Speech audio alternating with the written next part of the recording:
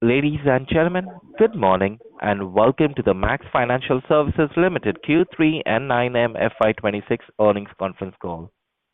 As a reminder, all participant lines will remain in the listen-only mode, and there will be an opportunity for you to ask questions after the presentation concludes. Should you need assistance during the conference call, please signal the operator by pressing star, then zero on your touchtone telephone. Please note that this conference is being recorded. I will now hand the conference over to Mr. Nishant Kumar, Chief Financial Officer of Max Financial Services Limited, for opening remarks. Thank you, and over to you, sir. Good morning, everyone, and thank you for joining Max Financial's earnings call for the quarter ended December 31st, 25. We are pleased to present our quarter 3 FY26 results, which are now available on our website as well as on the stock exchanges. Joining me today are Mr. Sumit Madan, Managing Director and CEO, and Mr. Amrit Singh, Chief Financial Officer of Axis Max Life Insurance. With that, I would like to invite Sumit to share the key developments and performance highlights from the third quarter of financial year 26. Thank you. Over to you. Sure. Thank you, Nishant. Thank you very much. Good morning, everyone, and thank you for taking the time out. I'll start with a quick summary first. In quarter 3, the Insurance Act amendments were approved to the Sabka Bima Sabki Raksha Act 2025. These amendments, of course, aim to attract additional capital into the sector by increasing the FDI limit from 74 to 100%, while also enhancing ease of doing business and strengthening policyholder protection. As part of this reform, Section 35 was amended to permit the merger of an insurer with a non-insurer, subject to, of course, IRDAI approval. This is a positive development for Axis Max Life. Accordingly, we have received in-principle approval from our board to initiate the process for the proposed amalgamation of Axis Max Life and MFSL. As we progress on the journey, we will continue to provide regular updates on the progress we are making on this. Moving forward, let me now take you through the key developments across our strategic focus areas for the first 9 months of FY26. To begin with, number 1, sustainable and predictable growth. At Axis Max Life, our strategy is to deliver consistent and broad-based outcomes. Continuing our strong trajectory, individual adjusted first-year premium grew by 20% in 9-month FY26, led by 18% growth in the number of policies. Our sales growth is twice the overall industry growth of 10%, translating into a private market share expansion of 53 basis points, taking our share now to 9.8%. Over a longer horizon of 3 years, we delivered a CAGR of 21%, which is well ahead of the private sector's 15% and more than double the industry growth of 10%, underscoring the durability and resilience of our franchise. Growth momentum, in fact, accelerated further in quarter 3 FY26, with retail APE growing a strong 30%, led by our proprietary channel. Proprietary channels delivered 52% growth in the quarter, driven by secular expansion across agency, online, and cross-sell engines. Agency growth was fueled by improved activation rates among new advisors and top distributors, alongside some very steady gains in productivity. Direct sales force growth was driven by both capacity expansion and improved productivity. Overall, offline proprietary channels grew by 43%, while online business grew an impressive 75% during the quarter.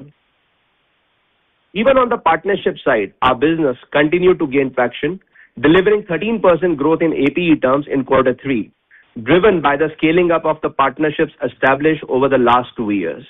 New partnerships in the banking and broking segments now contribute around 5% of our individual APE. Backed by strong execution, a competitive product suite, and technological capabilities, we have ensured a counter share exceeding 25% across all new banker partnerships. On Group Credit Life, business also grew by strong 45% in Q3 FY26, driven by the pickup within MFI segment, scaling of partnership built over the last couple of years, and launch of the newer group product, Group Smart Health Insurance Plan, in Q2 of FY26. The NRI segment remains another strategic growth pillar, contributing approximately 12% of individual adjusted first-year premium and delivering consistent performance. To further strengthen our presence, we have received all the requisite regulatory approvals to establish an office in the GIFT City. This will act as a strategic hub to enhance access, improve service delivery, and capture growing opportunities in this segment. To broaden our reach and further diversify our distribution footprint, we added 51 new partners across retail and group segments during the first 9 months of FY26. Going ahead, we remain focused on deepening of our existing partnerships while scaling newly onboarded relationships to further accelerate the growth in this segment. Before we move ahead, happy to note that our growth trajectory continues in the month of January as well. Our sales grew by 29% at a company level, with proprietary and partnership channels growing at equal growth rate, with a very significant contribution coming from our leading bank partner, Axis Bank. Second point which we want to emphasize is around the product innovation to drive margins. At Axis Max Life, product innovation remains a key strategic lever in creating sustainable value for our customers, partners, employees, investors, and of course the broader ecosystem. Our focus continues to be on building a well-balanced product portfolio aligned with long-term protection, retirement, and savings needs. During Q3, our protection franchise delivered strong growth, supported by GST-related tailwinds and a targeted execution approach. Retail protection grew by 99% in Q3, with pure protection growing by 95% and riders by over 100%. In addition, our group credit protection business continued to scale steadily, recording 45% growth in Q3, ahead of the industry average, reflecting increasing penetration and a very strong partner engagement. Our annuity business also reported healthy momentum, growing 141% in Q3 FY26 and by 107% during 9 months FY26. This performance was driven by consistent execution across both retail and corporate annuity pools, as well as growing customer demand for guaranteed retirement income solutions. We also strengthened our product suite during the quarter through the launch of several customer-centric propositions. We introduced the Online Savings Plan Plus, which offers zero premium allocation charges, unlimited free switches, and premium redirections, along with some exclusive benefits for existing Axis Max Life customers. In the corporate segment, we launched Corporate Advantage in Retirement and Employee Benefit Smart Plan, which is a comprehensive solution addressing end-to-end employee saving needs, including superannuation, gratuity, leave encashment, and post-retirement medical benefit schemes. We also launched a new participating proposition in Q3, supporting portfolio rebalancing and diversification. Due to all these actions, our Q3 APE product mix stood at approximately par at 20%, non-par savings at 18%, protection at 15%, annuity at 10%, and ULIP at 38%. All this reflecting a balanced and resilient portfolio aligned with the long-term value creation objectives. The third pillar, which I want to highlight, is around the customer-centric approach that we've always followed at AMLI. At Axis Max Life, customer centricity remains central to how we build and grow the franchise. Our approach is anchored in trust, transparency, and consistent service excellence, with a clear focus on fostering long-term customer relationship. This discipline continues to translate into some very superior customer outcomes and strong operating metrics. We continue to lead the industry on persistency.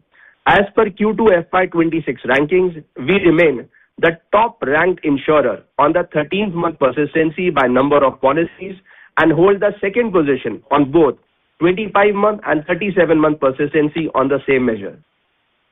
Our performance strengthened further this year.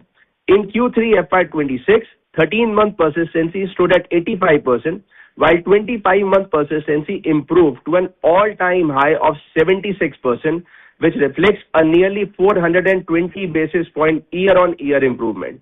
These trends underscore the quality of our customer acquisition and the effectiveness of our engagement and servicing capabilities. Customer advocacy has also continued to improve. Our Net Promoter Score increased to 58, up from 52 at FY25 exit. Touchpoint NPS improved to 60 from 55, while relationship NPS increased from 50 to 55. All this indicating a very deep engagement and stronger customer confidence across the life cycle. In parallel, we have made meaningful progress on service responsiveness. Grievance incidence rate improved to 36 in Q3 FY26 from 42 in Q3 FY25. reflecting sustained focus on resolution quality and turnaround times. Taken together, these metrics reaffirm our commitment to building a high-quality, customer-led life insurance franchise. Customer trust and persistency remain foundational to our strategy and continue to support sustainable long-term growth for Axis Max Life. The fourth pillar we really want to focus, and we've been working very hard towards it, is on digitization for operational efficiency. At Axis Max Life, digital innovation, AI, and data engineering are deeply embedded across the value chain, enhancing customer experience, strengthening underwriting and persistency, and improving operational efficiency, along with acceleration in sales productivity. These investments are not incremental, they are in fact foundational to improving franchise quality and long-term competitiveness. Sharing some progress made in various areas during this quarter.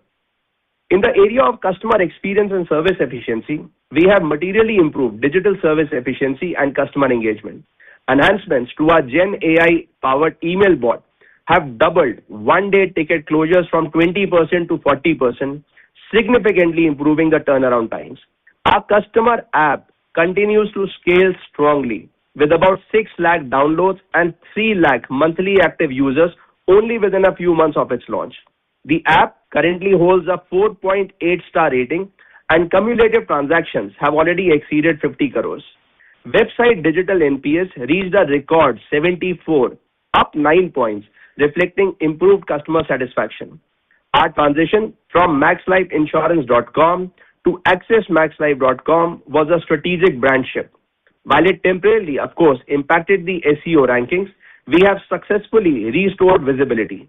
We are now ranked number 1 in term insurance across the top 50 keywords and number 2 in savings, strengthening our digital-led customer acquisition in SEO. In the area of persistency and renewal strengthening, we deployed voice AI-led transcription analytics, enabling 100% automated audits and deeper customer insight. This has further strengthened governance around renewal collection efficiency.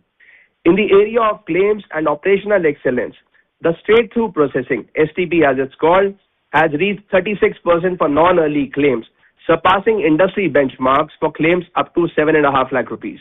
This enables faster settlement and reinforces customer trust at crucial moments. For the sales enablement, we continue to scale our M-Sales app across channels. M-Sales is a one-stop solution for a sales frontline employee. We launched Ellie, a conversational HRBP co-pilot within the app, supporting over 17,000 sales employees with instant HR assistance.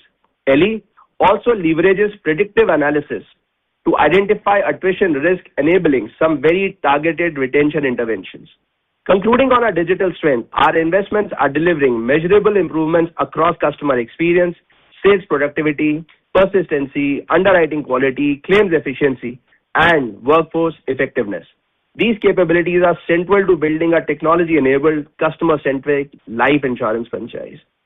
I think overall, in summary, I just want to say that in the ever-changing geopolitical environment and uncertainty, we remain focused on some very disciplined expansion and strengthening our competitive positioning while creating long-term value creation for our stakeholders.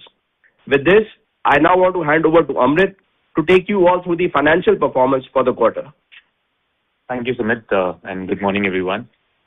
Quick update on key financial metrics. At the MFSL level, the revenue, excluding investment income, now stands at 24,625 crores, a strong growth of 18% in 9 months FY26. Consolidated profit after tax is at 137 crores. It is largely lower than last year due to fair value change impact and GST expense impact at MFSL level. At Axis Max Life, gross written premiums experienced a healthy growth of 18%, reaching 25,195 crores. And more importantly, the renewal premium is also seeing a strong momentum, growing at 17% to rupees 15,591 crores. Individual new business sum assured, which is a very critical parameter for us, grew by 41% to now reach 3.6 lakh crores. Embedded value as at 31st December 2025 stands at 28,110 crores, a growth of 16% year-on-year. Annualized operating ROEV stood at 16.9% in 9 months FY26. Even though for this quarter we don't do detailed analysis of movement, at a higher level, we have experienced almost marginally positive operating variance during the quarter. On policyholder OpEx to GWP, the ratio stands at 15.8 during 9-month FY26, and the policyholder OpEx has grown by 25%, largely due to the GST disallowance, which actually sits in the operating expense, and also one-time gratuity provision, which we had to take because of labor code changes. The GST disallowance was around 295 crores, and the labor code change around gratuity was 60 crores. Adjusting for this, the OpEx has only grown at 14% level. Solvency position is healthy at 201% as we end 31st December 2025. Assets under management have now reached 1.93 lakh crores, a growth of 12%. For 9-month FY26, as Sumit also highlighted, retail product mix is very well balanced, with participating products at 16%, annuities at 9%, non-participating savings design at 24%, protection and health at 14%, and ULIP at 37%. Each of these categories are experiencing healthy growth, with the exception of ULIPs, where some moderation was also intentional, which was driven by a series of targeted initiatives to improve overall quality and profitability. In 9 months FY26, margins have now expanded from 21.9% last year to 23.6% in current year, leading to a growth of 30% in VNB, despite the pressures which we experienced due to GST. Quarter 3 FY26 margins also stand at 24.1%, an improvement of 90 bips from last year, Quarter 3 FY25. As we had guided earlier in the first half call, the gross impact on margins is close to around 300 and 350 basis points due to GST, though through a series of cost actions, commercial conversations, product mix tweaks, we have been able to mitigate almost one-third of this impact in Quarter 3 FY26. And more importantly, in the run rate, we are kind of experiencing that we have been able to mitigate almost 70 to 80% of this impact, and we are fairly confident that over a few quarters, we will be able to mitigate this completely. We continue to reinforce our guidance, which we had set out at the start of the year, which is for FY26, the NBMs will land in the range of 24 to 25%, along with now stronger sales outcome that we are experiencing. I'll pause now, and I'll request the moderator to open the floor for questions. Thank you. Ladies and gentlemen, we will now begin the question and answer session. Anyone who wishes to ask a question may press star and 1 on their touchtone telephone. If you wish to remove yourself from the question queue, you may press star and 2. Participants are requested to use their handsets while asking a question. Ladies and gentlemen, we will wait for a moment while the question queue assembles. We take the first question from the line of Shreya Shivani from Nomura. Please go ahead.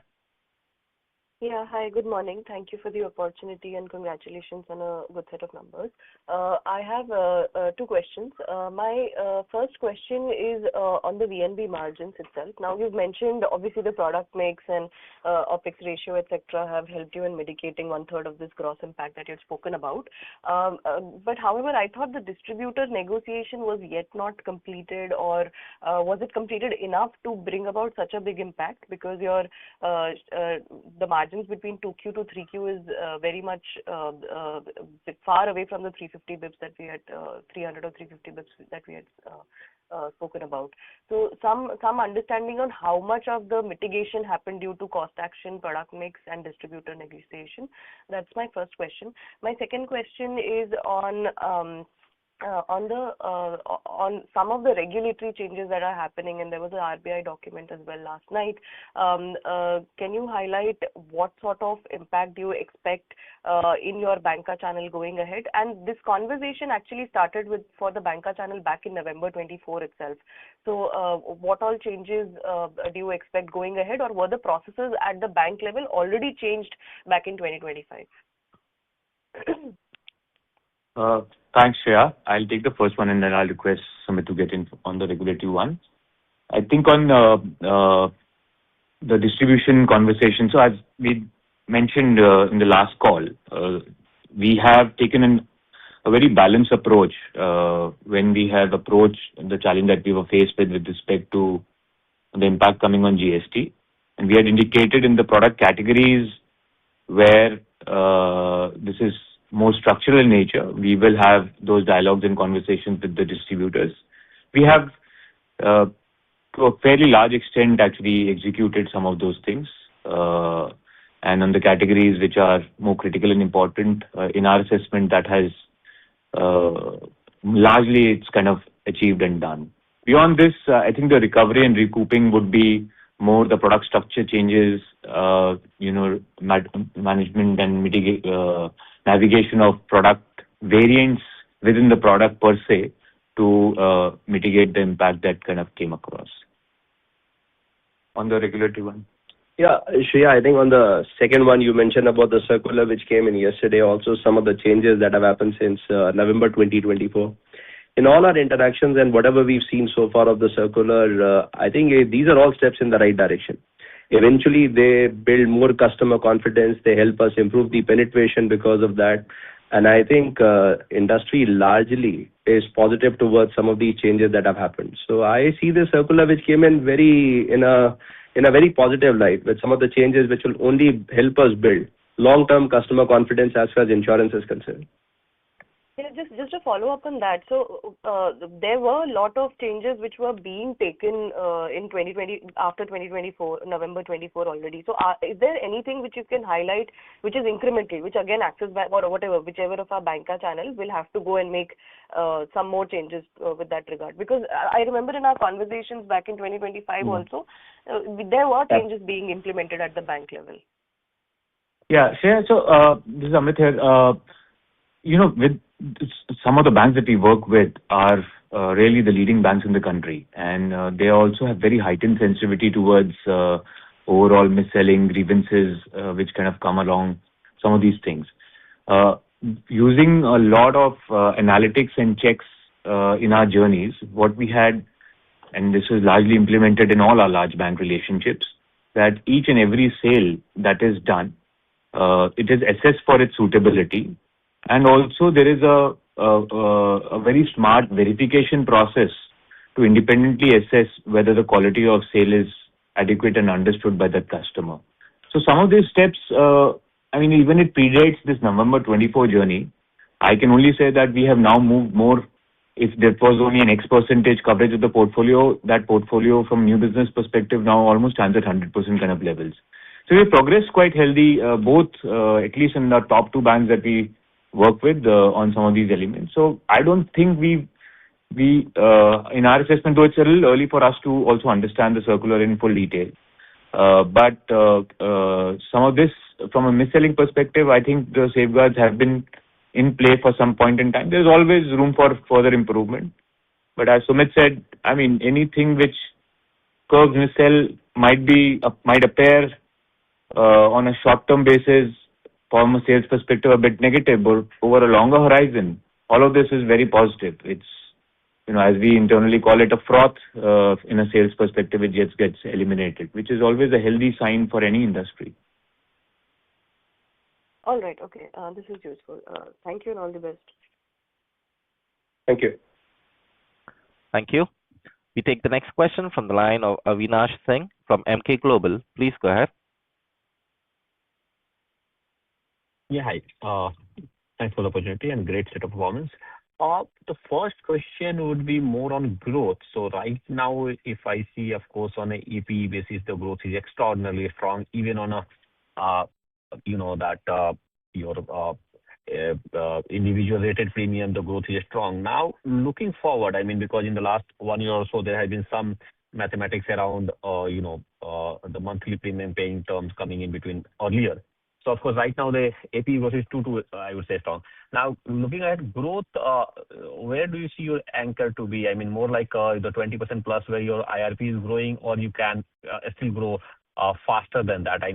Particularly, I'm asking this question because in the recent, months, there could have been some tailwinds in terms of the GST and all, and that at some point will start to stabilize. So, some bit of a guidance on growth. And second, again, more from the industry and your perspective, of course, your non-par growth has come good in Q3.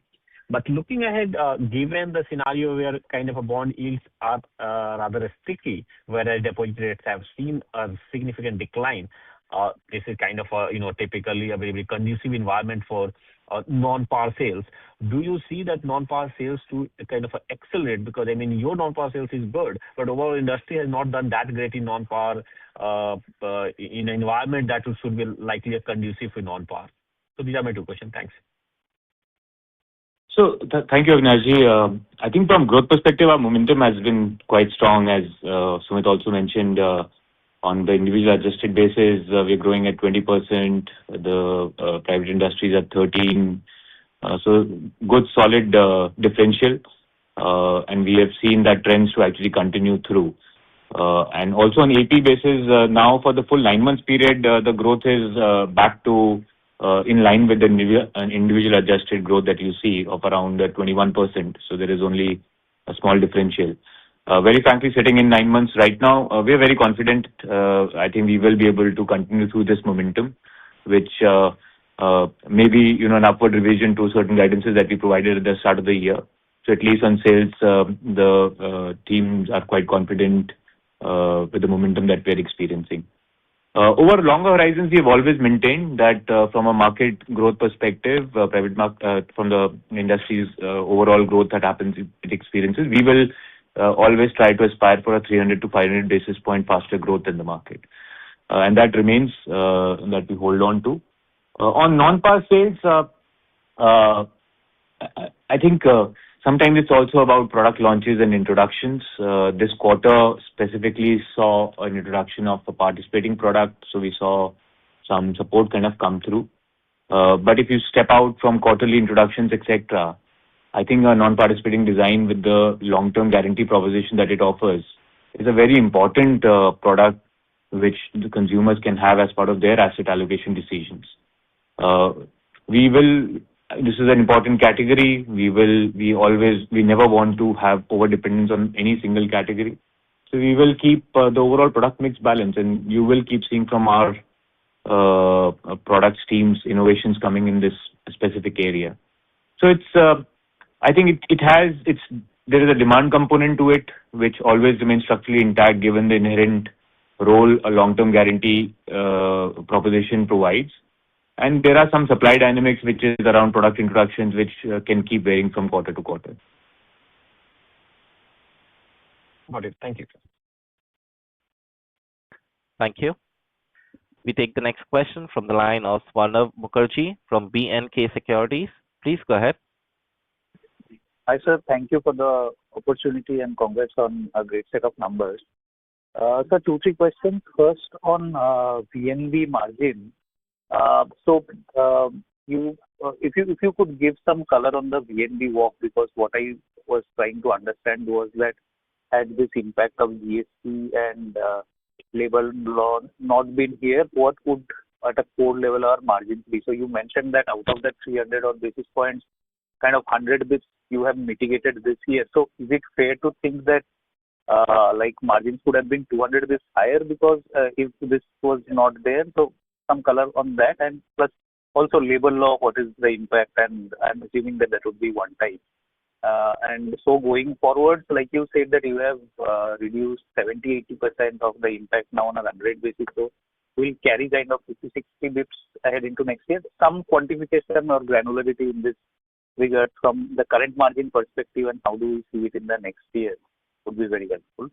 That is the first one. Secondly, sir, I think commendable execution on the protection piece. On the partnership channel also, the mix have kind of gone up. So is this, do you think this is sustainable, or is it like immediate tailwind of the GST scenario and maybe, normalized to a 70% level which we were seeing in earlier quarters? So what is the trend you are seeing in this last maybe 40 to 45 days, if you could tell me?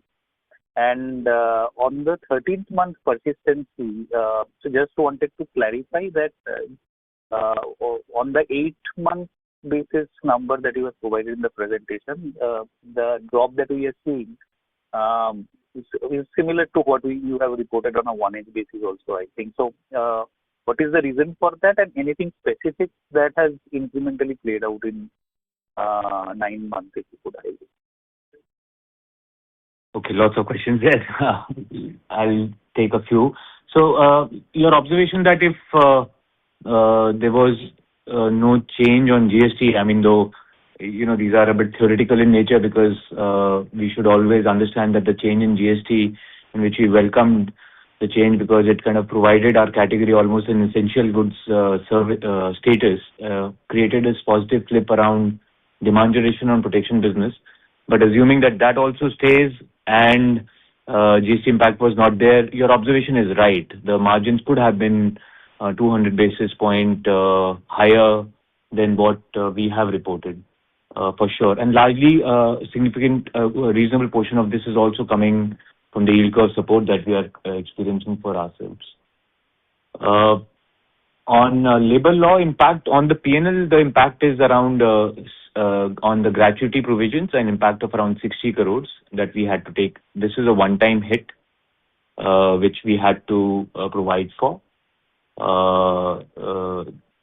This is actually routed not through the margins but through the EV because it's a one-time and a one-off.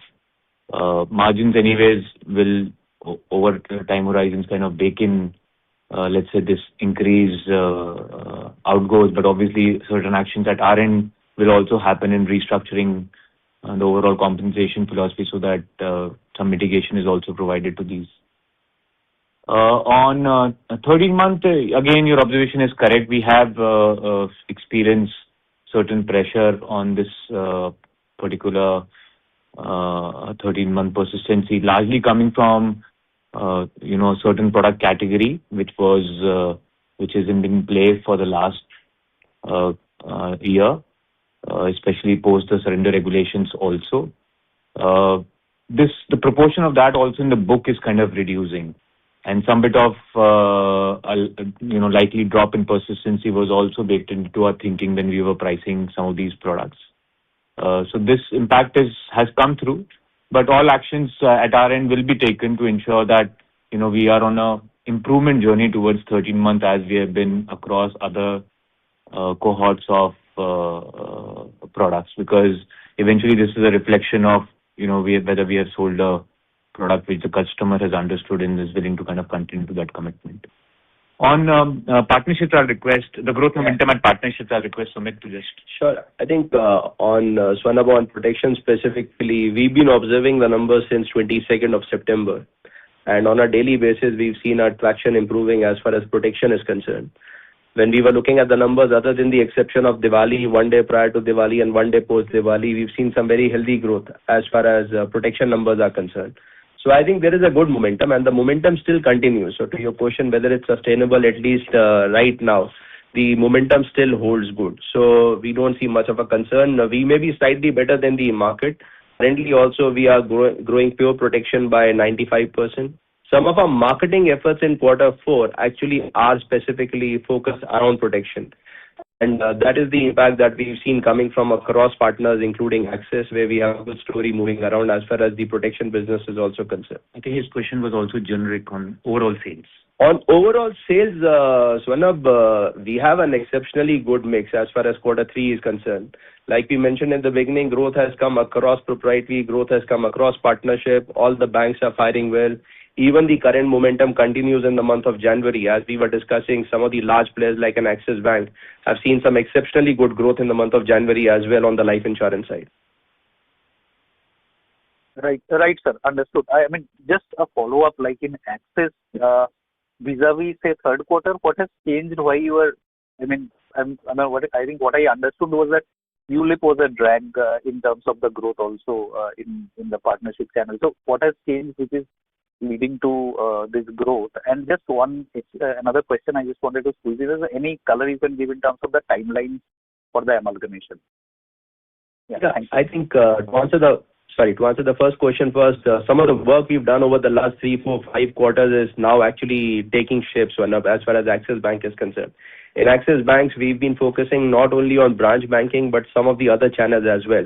So what you see in the numbers now is some of the emerging channels really firing exceptionally well for us other than branch banking. So I think the growth coming from some of the asset verticals on the life insurance side is again very healthy. Some of the tech initiatives that we took, Swarnabha, on the Axis Bank side, again, those are making some of the productivity improvements as far as our salespeople are concerned. So the productivity numbers have also gone up. So I think it's a momentum of a lot of hard work which has been put on the ground over the last few quarters, and I think it's all coming together now as far as Axis Bank is concerned. To your next question, Amit, you want to take that? Yeah, on the amalgamation, Sumit actually spoke about that post the amendment in the Act, we have from both the boards at MFSL and Axis Max Life board taken in principle approval to start preparing for the amalgamation steps. Now you should understand that the Act has been passed. Now obviously there will be a regulatory framework which needs to get created. We await guidance and clarity and directions from the regulator on that aspect. As in once that is closed, from the date of filing of the scheme, we don't expect it to be more than 12 to 14 months kind of a time frame. Okay, understood. But we will update all of you as and when there is more progress on it, and we will keep providing periodic updates here. Sure, sir. Thank you for all the answers. All the best. Thank you. Thank you. Thank you. We take the next question from the line of Sucrit D. Patil from Eyesight Fintrade Private Limited. Please go ahead.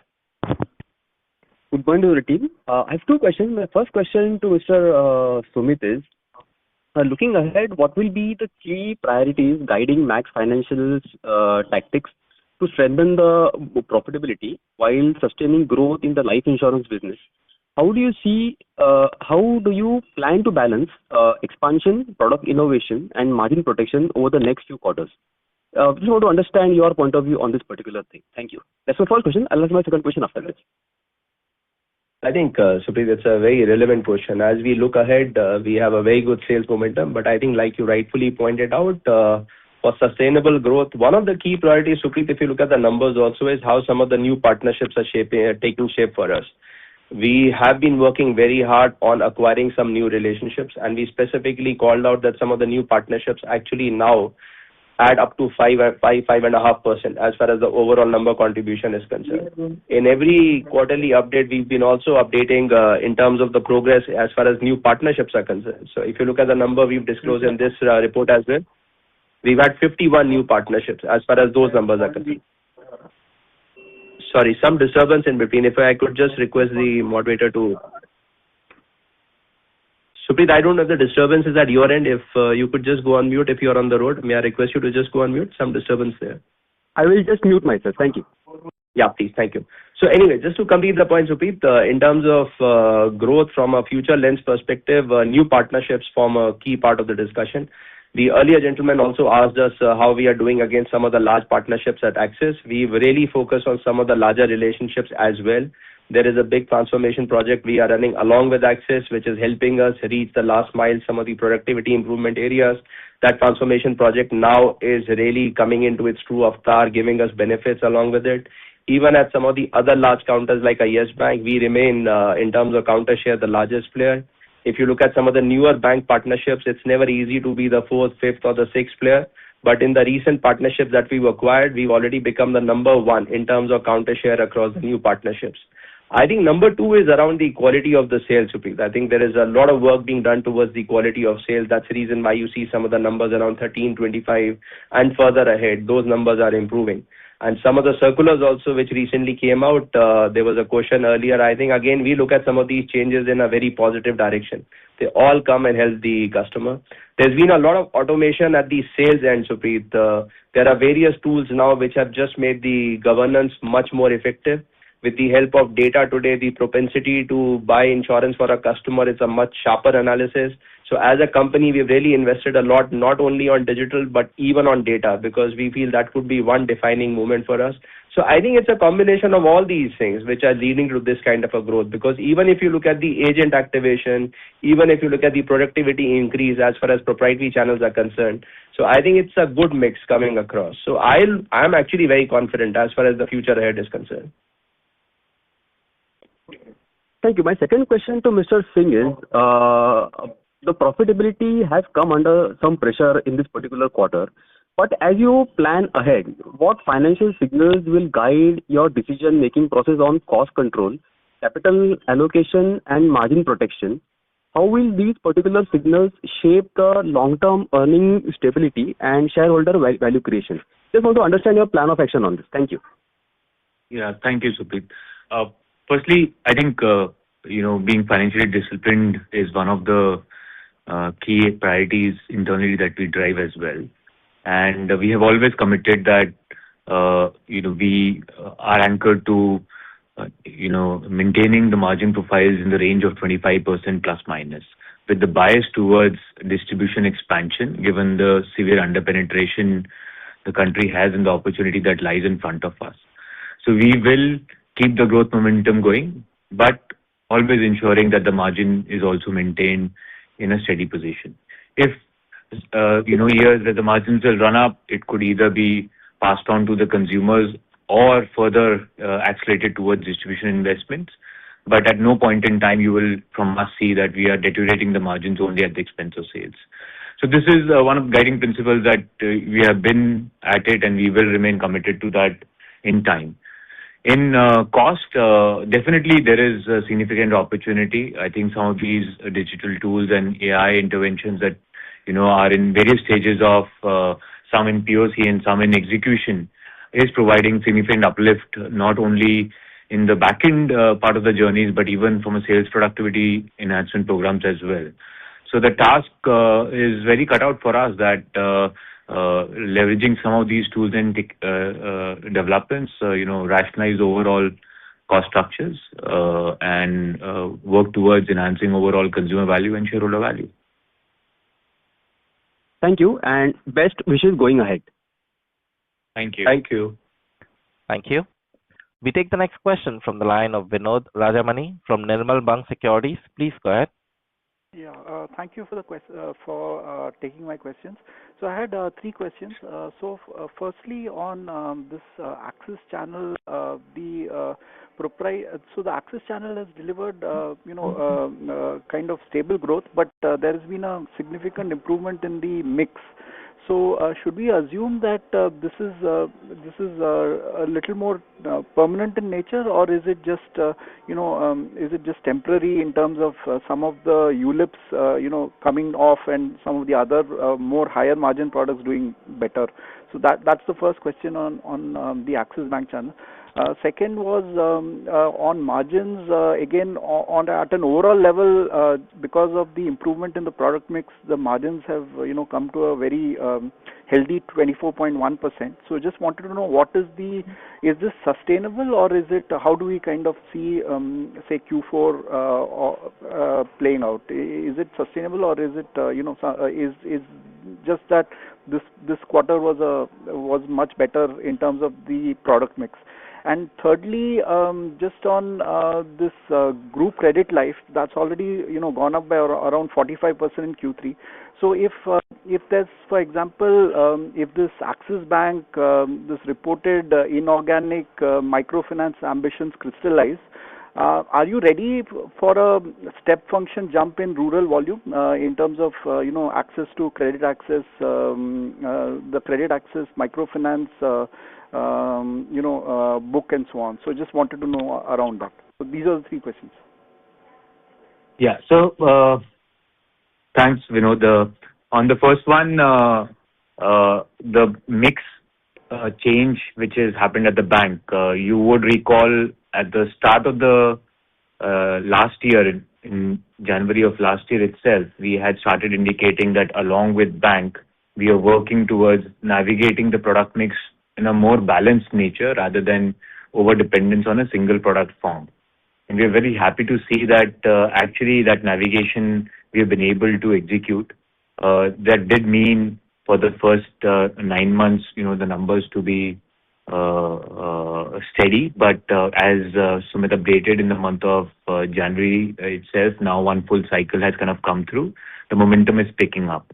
We remain quite confident that along with the balance mix, which the bank and us run, the sales momentum will be maintained going forward as well. On margins, I think your question is what is causing it and what's the sustainability around some of these things. So if you really see from a last year walk to this year walk perspective, there is a I can almost 1.5% due to mix and 1.5% due to margins broadly getting lifted has aided the margins. But obviously the GST impact, which is still residual in the business, kind of brought those numbers down. In this mix is fairly sustainable. Those opportunity of protection annuity continues to be long-term opportunities. We are seeing a positive flip there. There could be some moderation over long horizons, but overall on those categories we remain fairly bullish. With respect to margins getting lifted due to yield curve, as and when the yield curve also changes, there is always a repricing opportunity available in the industry, in the market. So we do think these are some things, these are not one-offs that you will experience in this quarter and they'll disappear. Nothing like that at all. On GCL, firstly, I think we are not in any position to comment on the speculative aspect that you were asking around what our parent bank is actually having a dialogue on or not having a dialogue on. We have absolutely no idea to that. But we are definitely seeing strong disbursement trends across product categories, not just MFI, but even home loans and other personal loans that we run portfolios across our partners, not just one specific partners, across our partners. With respect to our readiness, capability of writing any product form, we have been in this business for a very long period of time, so there should be no doubt that we have that capability to write some of these product forms. Yeah, thank you. That answers all my questions. Thanks so much. Thank you. Ladies and gentlemen, in the interest of time and fairness to others, we request you to restrict to 2 questions per participant. We take the next question from the line of Prayesh Jain from Motilal Oswal Financial Services Limited. Please go ahead. Yeah, hi, good morning, and congrats on good set of numbers. Just a couple of questions. Firstly, what has been the product level margins change that you would have seen, say 9 months this year versus 9 months last year? And the reason I'm asking this is, in spite of the fact that we had such a strong flip to protection, we have increased attachment rates, credit protection has seen a growth. Still, the margin profile obviously has been impacted by the GST. But product level margins, if you could allude to whether there is, the protection margins are weaker than what we had seen last year, or how should we think about those product level margins? That would be our first one. And second would be on the branding of Axis Max Life versus Max Life earlier. That benefit, how it has been kind of rolling out and the kind of growth that we've seen. So basically should it reflect in more growth coming in from tier 2, tier 3 towns, and what's the kind of profitability or any risks in those areas? Yeah, those would be my 2 questions. Thanks. Yeah, I'll take the first one and I'll request Sumit to kind of speak on the brand aspect. Prayesh, we obviously don't disclose product level margins, but from a directional trend perspective, I can provide you certain inputs to get some better sense. Look, par margins are stable, so there is not like a big change happening these 9 months as compared to previous 9 months. On protection, your observation is right. There is an improvement in the margin profiles, which kind of comes through. Savings business, the non-par savings business, as compared to last year, you'll recall this full year we have run through the surrender regulations impact as well. So there also, there is not like any large improvement, some pressure only on those specific individual margins in that particular product category. Unit-linked margins, because now as part of the selling process, overall increasing sum assured in unit links has become, almost like a muscle that we have developed. The unit-linked margins have also seen some improvement. Credit life margins are largely stable, but that's an overall lay of land. On the brand aspects and the benefits, Sumit? Yeah, Prayesh, I think... Sumit, before that, So, Amit, so where is the impact maximum in margins from a GST standpoint, if you could allude to that?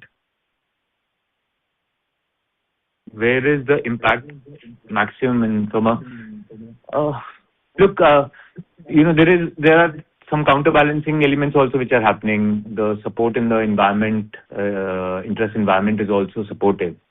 So the maximum impact, if you really ask me, where mitigation is accelerated and required more, is generally in the unit link segment. Got that. Thanks. Yeah. I think on the awareness side, Presh, there is a clear impact. So when you meet the agents, when you meet the partners, you can touch and feel. But even if you look at some quantifiable numbers, there is a certain parameters that we observe. In terms of total awareness in Tier 2 and Tier 3, our score has actually improved from an 85 to 90. What is also more important in Tier 2 and Tier 3 is that our consideration score has also gone up from a 78 to 82. Before the merger, or let's say before the brand refresh happened with Axis, some of the weaker markets used to be South and East, and we've seen a clear shift towards positive as far as these markets are also concerned.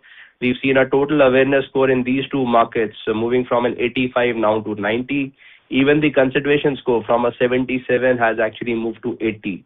So I think it's been a very positive impact for us, and some of those changes is clearly being reflected in the growth numbers that we have. Thank you. We take the next question from the line of Madhukar Ladda from JP Morgan. Please go ahead. Hi, morning. Congratulations on a very good set of numbers. So just, going back on the, partnership channel, and there actually, Axis Bank growth, if I look at 9 months number, is just about 7.5% year-over-year. Now, even within that, I'm assuming that obviously there will be some bit of group credit life also where you would have seen higher growth. So what is the organic individual business growth? And that seems to be a little bit sluggish. On the other hand, if you look at the other partnerships, their growth is much better. So can you also talk a little bit about who are the key sort of partnerships over here, and what is the growth runway available in those key partnerships? I understand that we are also adding a lot of partnerships right now. So if you could speak a little bit about that. And the other thing I wanted to know was the merger process. How this is like you have to get Axis Max Life listed, and however Max Financial is listed right now, which is also the holding company. So what are you thinking in terms of the structure of the reorganization that will happen on this? Any thought process? I understand that the guidelines are yet to come out, but yeah, those two would be my questions. Thanks. Yeah, Madhukar, thank you for all the three. We'll try our best to answer all the three questions. I think in question number one, around Axis, the growth, yes, is at around 7% or so for the 9-month period. When we go out, since you spoke about some of the other partners also, there is a clear realization that it's a privilege to have a large bank like Axis, because just in terms of volume, that's the kind of change that we can see as far as a large bank like Axis is concerned. And I think it's clearly getting reflected, Madhukar, like I said earlier, some of the actions we had taken earlier. So if you look at the month of January also, I think clearly the changes are now coming into shape. When you do a comparison with some of the other channels, the growth that we have in the month of January from Axis looks steady. Amrit also mentioned that the last quarter has also been about balancing some of the product mix at Axis. Today, for example, the ULIP mix is largely in control. We follow a very segmented approach as far as Axis is concerned, where we look at online, the bank RMs accordingly. So I think some of those changes are there, which have helped us grow profitably as far as Axis is concerned. I also mentioned earlier, Madhukar, in terms of the emerging channel, the kind of scope that a large bank like Axis has. So I think some of those stories are now only playing out, that the growth momentum, even at Axis, I am very confident is going to be much higher. Our projection around this quarter also are reasonably aggressive, Madhukar, and I don't see any challenge the way the momentum at this point of time at Axis is. Some of the other partnership, in my opening pitch also, Madhukar, I mentioned that we observe it very closely in terms of how the business is coming across new partners. They've already started making and adding to the numbers to the tune of 5%. Some of the new banks that we've added other than YBL also, whether it's a CSB, whether it's an SIB, whether it's a TMC. So I think some of those banks clearly are adding value, along with some marquee brokers that we have re-engaged and started the business now to flow as far as those discussions are concerned. If you look at the overall split also, Madhukar, between partnership and the proprietary side of the business, I think we are one of the few companies which has a very good spread between the two without being over-dependent on any. So I think that way it looks good moving ahead as well because there is momentum, there is wind beneath our wings, so the story looks good. As far as the last question around merger is concerned, I'll ask Amrit to just elaborate on that. So Madhukar, I think it's a little premature for me to comment on the exact and the specific structure. But needless to say, the collapse of the structure is a very fairly simplistic thing. We have MFSL where large portions of their asset is nothing but the equity that they own in the underlying entity. And at MFSL level, on the balance sheet, both on the asset and liability aspects, there isn't anything which is very significant or material. So it will be a fairly simplistic collapse. But please allow us time for the specifics and associated details to come. Thank you. We take the next question from the line of Sanket Godha from Avendus Spark. Please go ahead. Thank you for the opportunity. So my first question is again probably on the growth. See the prop channel, probably you made investments, it led to a very strong growth, and now you have a meaningful base. So to deliver the same kind of a growth of around 15-20 in that range, then your bank, especially Axis, should do well. So just wanted to understand a bit of color that prop channel growth, which is around 29%, will continue for how long, how underutilized it is still, given you have increased the capacity, and maybe a mid-teen growth or a low-teen growth in Axis, when we can expect it to happen. So that's on growth. And second point was on annuity, given it has done very well in either quarter or 9 months. Just can you give a color whether it is individual led or a lumpy group led to understand how sustainable this growth is. So these are my two questions. And lastly, on 13-month persistency, Amrit, did you allude? I missed that answer a bit. You said the 13-month persistency was under a bit of pressure also because of the new surrender rules, or it is just a base effect? Yeah, we take all the questions and get one by one. So Sumit, this side on the growth, I just want to highlight we've had some very consistent quarters as far as our growth numbers are concerned. So not only this quarter, but if you look at the previous few quarters also, we've been very consistent with our growth as far as partnership and proprietorship channel is concerned. If you really break down the numbers, even on the proprietary side, whether it's agency, whether it's DSF, whether it's e-com, whether it's other businesses, there's been very healthy growth. Agency, in fact, in quarter 3, we came in amongst the top 4 agency channels in terms of sales after almost a gap of 5 or 6 years. So I think a lot of work has happened behind that today to come at those kind of levels on the core agency side. Some of the new initiatives that we had taken on agency of moving to tier 2, tier 3 locations in the form of a specific initiative we have called Arohan, that is also working out well for us. And that's the reason why you see the kind of growth that we've had as far as the agency channel is concerned. Our DSF continues to grow very healthy on the e-com side, both on savings, protection. We are the number 1 player as far as some of the larger aggregates are concerned. We take great pride in the D2C channel that we've built on the e-com side because now, of course, it's the number 1 channel as far as industry on the D2C side is also concerned. So I think it's a very good mix on the prop side. On the partnership side, if you really break the numbers, I think Axis is doing well because, like I said, we wanted to correct the product mix. We have taken those corrections, and despite that, Axis is now growing at almost 7, 8, 9%. And I have been saying January looks even better, so I'm actually very optimistic as far as quarter 4 is concerned. whether it's high teens, whether it's some other number, very difficult to comment, Sanket, at this point of time. But all that I can tell you is, from an Axis growth perspective, quarter four looks quite good. You want to answer the question on annuity and persistency? Yeah, I think on annuity, Sanket, first is it's very broad-based. It's not lumpy. It is not associated to any specific deal. Actually, on the retail side, the annuity numbers are growing upwards of 100%. And group annuity momentum is also strong in the ranges of 40 odd percent. So it's firstly not lumpy, and it is fairly retail in its nature, this growth. On persistency, what I indicated was, yes, there is some pressure because of 13 months. There are certain specific designs where we are experiencing that pressure. And post-surrender evaluations, as you are aware, that there was a surrender value which was accruing immediately. So some of that element also creates some bit of a pressure.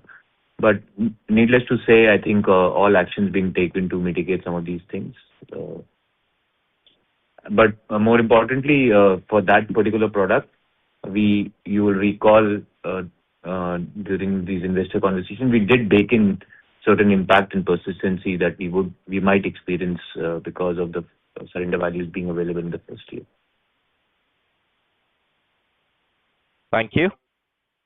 Ladies and gentlemen, due to time constraint, we take the last question from the line of Dipanjan Ghosh from Citigroup. Please go ahead. Hi, good morning, sir. So just taking cues from one of the previous participants' questions. On your partnership business, we have already seen your counter share across all the new partnerships going up to 25% plus, which obviously has benefited you over the past few quarters. Now, in terms of scope for onboarding new large partnerships, or let's say this counter share increasing further, which could support the growth trajectory, what sort of visibility do we have on that? And also in line with that, can you break up your, or at least give us some color on your product mix between Axis or non-Axis channels, as in the non-Axis partnership channels? Yeah, I think two large banks, one to begin with, whether it's Axis or Yes Bank, we are number one as far as the counter share is concerned. And both the businesses, in terms of some of the approach that we have taken, those have given us some very sustained results over the last 4 to 5 quarters. We've been consistently maintaining these positions. So from that perspective, yes, we are in a bit of a good zone. The new banks, like I mentioned, across 7 banks that we've acquired recently, in all the 7 banks, we have a counter share of more than 25%.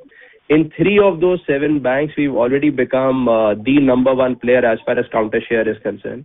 I think whenever you enter into a new bank, it's not easy really to make your presence felt because there is an existing relationship between the two teams.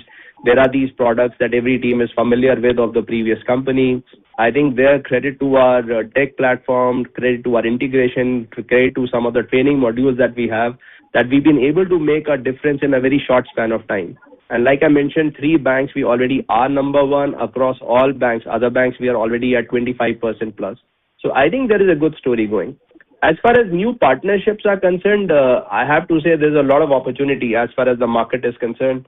We are in advanced discussion. As far as some of those businesses are also concerned with the various banks across, would be a little premature to mention, but the opportunity exists across many of the PSU private banks. So very optimistic in the further growth coming in. If you look at our growth in the overall new banks channel, the growth is actually already 103% over last year. So good story going along, a lot of discussions happening across new players. So partnership as a channel which we are exceptionally bullish about. On the product mix between Axis and non-Axis bank channels, the non-Axis bank channels are actually are more towards traditional designs than unit-linked designs. So there, the mix is a little bit more biased, actually, I'd say, towards the traditional designs than anything else. Thank you. Ladies and gentlemen, with that, we conclude the question and answer session. I now hand the conference over to the management for their closing comments. Thank you. Thank you, ladies and gentlemen, for being part on Max Financial's earnings call. We look forward for much such interactions in the future. Thank you once again. Goodbye. Thank you. On behalf of Max Financial Services Limited, that concludes this conference call. Thank you for joining us, and you may now disconnect your line.